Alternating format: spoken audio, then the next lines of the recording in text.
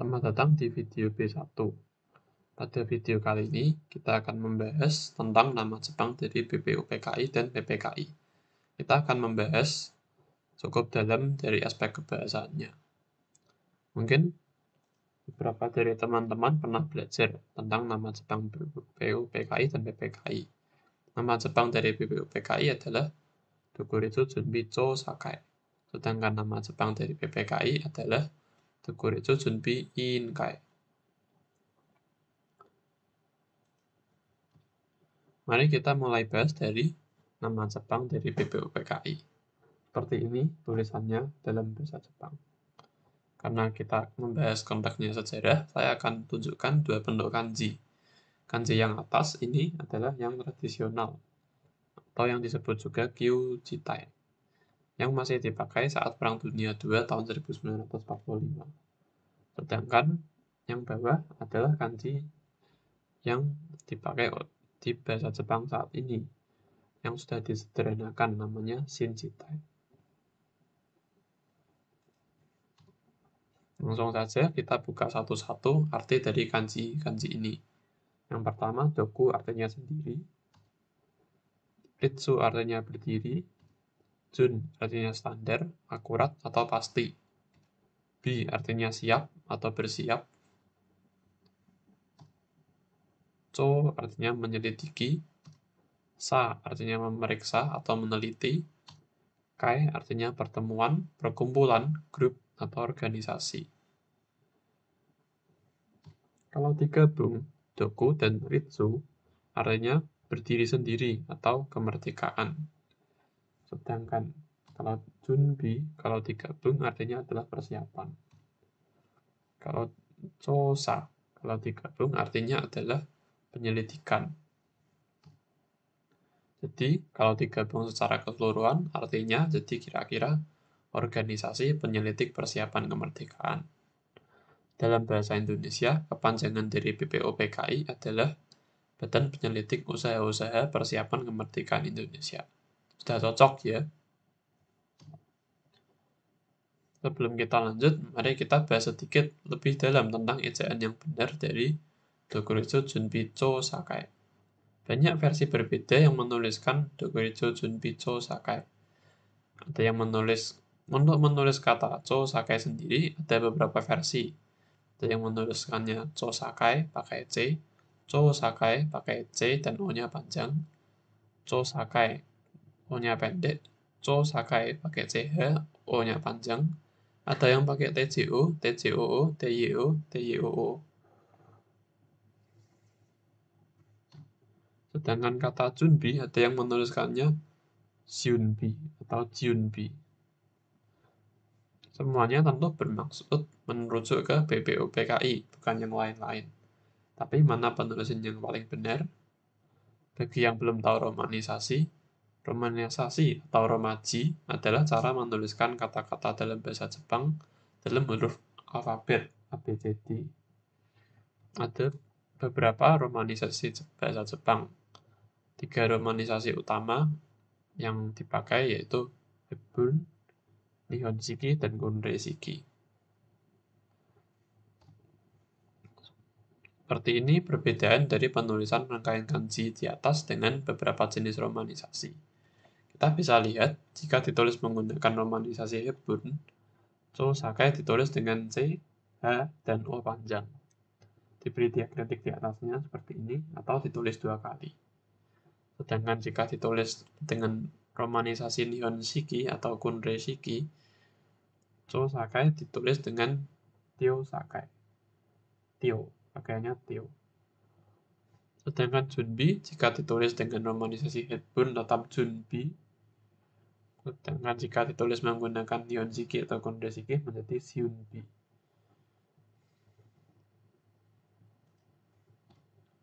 Jadi, kalau O-nya hanya ditulis 1 kali atau pendek, jelas salah. Seperti ini, yang di atas ini makanya salah semua. Jadi, Cho Sakai yang benar, yang pakai CH ini benar. Pakai TYO juga benar. Seperti ini. Seperti di ejaan Nihonshiki atau Kunrei-shiki. Kalau pakai C saja, bisa dibilang benar, tapi tidak baku. Pakai TJOO juga sama, sebenarnya benar tapi tidak baku. Sedangkan Junbi atau Hyunbi, keduanya benar, hanya saja berbeda romanisasi. Namun hendaknya tetap kalau kita menulis harus konsisten saat menulis bahasa Jepang dalam alfabet Latin, gunakanlah satu jenis romanisasi. Jangan dicampur-campur, pakai Hebun, kemudian pakai Nihonjiki, dan lain-lain. Perlu diingat, romanisasi Hebun ini mendekati pengucapan dalam bahasa Inggris. Jadi, CH tetap dibaca C. Bukan dibaca C yang beraspirat atau C yang diucapkan sambil mengeluarkan angin dari mulut seperti gitu, bukannya. Seperti contohnya ada beberapa kata-kata yang dituliskan dalam bahasa Inggris, yaitu cheese, chat, cek, chip. Semua dibaca C biasa, seperti C pada bahasa Indonesia. Jadi, kalau teman-teman ingin menulis co sakai pakai C tanpa H seperti ini, sebenarnya tidak salah jika dilihat dari sudut pandang fonologi bahasa Indonesia. Jadi, co sakai pakai C saja tidak salah untuk dipakai sebagai romanisasi di Indonesia. Kalau untuk internasional masih belum baku ya, karena harus mengikuti bahasa Inggris. Sedangkan co sakai yang ditulis menggunakan TJOO sebenarnya juga tidak salah, karena TJ bisa dibaca C di ejaan Indonesia yang lama, atau ejaan Van op Heysen. Terlebih lagi, ejaan di Indonesia pada tahun 1945 masih mengikuti ejaan itu. Alternatif lain untuk menulis bisa dengan COO, CHOO, atau CHOU. Semuanya benar. Ini berguna kalau teman-teman kesulitan meletakkan diakritik. Ini ya, garis di atas huruf, garis datar, diakritik di atas huruf O. Jadi, untuk membedakan dari co biasa dengan co yang panjang, yaitu bisa didouble saja hurufnya. Kemudian kita lanjut membahas nama Jepang dari PPKI. Nama Jepang dari PPKI adalah Dokuritsu Junbi Iinkai. Dokuritsu Junbi-nya sudah kita bahas sebelumnya, sama. Langsung kita bahas saja Iinkai-nya. Nah, Iinkai terdiri dari 3 kanji. I artinya kepercayaan, maksudnya orang kepercayaan atau orang yang dipercaya. In artinya anggota, dan Kai artinya perkumpulan atau organisasi. Jadi, Inkai bisa diartikan kumpulan dari orang-orang yang dipercaya atau orang-orang yang mendapat amanat untuk mengemban tugas, yaitu tugas mempersiapkan kemerdekaan. Mari kita bahas sedikit lebih dalam tentang cara menulis romanisasi atau romaji yang benar dari Inkai. Inkai terdiri dari 3 kanji, dibaca I, In, dan Kai. Jadi jelas bunyinya ada 2. Dalam romanisasi Hebron yang baru, 2 buah I yang berturut-turut ditulis dengan I diberi diakritik di atasnya. Sedangkan yang lama dibuat I-nya double, ada 2.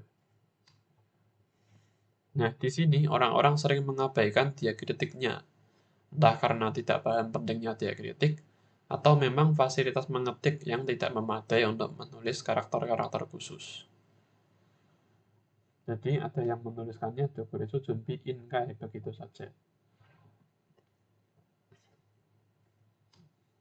Nah, perlu kita pahami diakritik dibuat oleh penulisnya untuk membedakan antara bunyi dari karakter polos I saja atau karakter yang diberi diakritik. Seperti contohnya ini, I yang diberi garis di atasnya. Kalau kita mengabaikan diakritiknya, maka kita sama saja mengubah informasi yang ingin disampaikan oleh penulis. Bagi teman-teman yang belajar bahasa Arab, mungkin pernah mendengar bahwa bunyi I panjang kalau diubah menjadi I pendek dalam satu kata bisa mengubah artinya. Misalnya amin dan amin yang artinya sudah berbeda. Nah, tentang nama Jepang dari PPKI, Pernah juga saya mendengar Dokuritsu Junbi Inkai itu memiliki unsur in, yang artinya dalam, karena tugas PPKI lebih mendalam daripada tugas BPUPKI dalam mempersiapkan kemerdekaan Indonesia. Untuk bantuan menghafalkan, boleh saja, tapi bukan itu cara berpikir yang benar. Inkai berasal dari bahasa Jepang. Seperti yang sudah kita bahas tadi, tidak ada unsur bahasa Inggris atau bahasa dari Eropa lain yang masuk ke dalam nama Jepang dari PPKI ini. Justru jika ditarik sejarah bahasanya, kanji ini berasal dari aksara-aksara Han dari Tiongkok, bukan dari Eropa. Jadi, sampai di sini pembahasan pada video kali ini.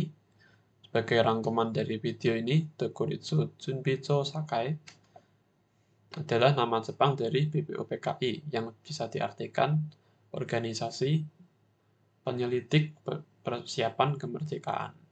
Dan Dokuritsu Junbi Inkai, ingat I-nya ada 2, adalah nama Jepang dari PPKI yang bisa diartikan panitia persiapan kemerdekaan. Silakan berkomentar jika ada saran atau pertanyaan, dan terima kasih telah menonton. Sampai jumpa di video yang akan datang.